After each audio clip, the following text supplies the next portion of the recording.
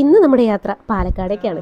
പാലക്കാടുള്ള രാമശ്ശേരി ഇഡ്ഡലിയെ പറ്റി കേൾക്കാത്തവരായി വളരെ ചുരുക്കം ആൾക്കാരെ ഉണ്ടാവുള്ളൂ. അതുകൊണ്ട് തന്നെ ഇന്ന് രാമശ്ശേരി ഇഡ്ഡലി കഴിക്കാനാണ് നമ്മൾ പോകുന്നത്.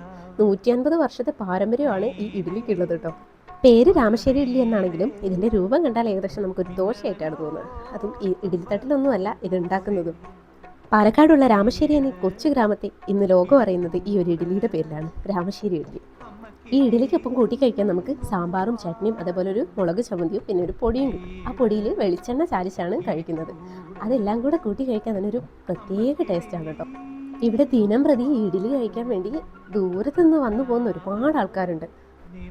രാവിലെ 5 മണി മുതൽ രാത്രി 8:30 വരെയാണ് ഇവിടുത്തെ പ്രവർത്തന സമയം. അതേപോലെ എല്ലാ ദിവസവും കട തുറന്ന് പ്രവർത്തിക്കുന്നുണ്ട്. ഈ ഒരു കടയുടെ തൊട്ട് ഓപ്പോസിറ്റ് തന്നെ ഒരു അമ്പലമാണുള്ളത് കേട്ടോ. അവിടെ എപ്പോഴും ഒരു പ്രത്യേക കാറ്റായിരിക്കും. അതുകൊണ്ട് തന്നെ നല്ല സുഖമാണ് അവിടെ നിൽക്കാനൊക്കെ. ഇവിടെ വന്ന് കഴിക്കുന്നത് മാത്രമല്ല, നമുക്ക് വേണമെങ്കിൽ കൊണ്ടുപോകാൻ പാർസലായിട്ടും കിട്ടും. അതുകൊണ്ട് പോവാത്തവരൊക്കെ ഒന്ന് പോയി ട്രൈ ചെയ്ത് നോക്കുക. നല്ല അടിപൊളി സാധനമാണ്. കഴിക്കാത്ത ആൾക്കാരൊക്കെ മസ്റ്റ് ട്രൈ ആയിട്ടുമാണ്, ഒന്ന് പോയി കഴിച്ചു നോക്കുക. അപ്പോൾ ഓക്കെ, ബൈ. നമുക്ക് മറ്റൊരു വീഡിയോ ആയിട്ട് വീണ്ടും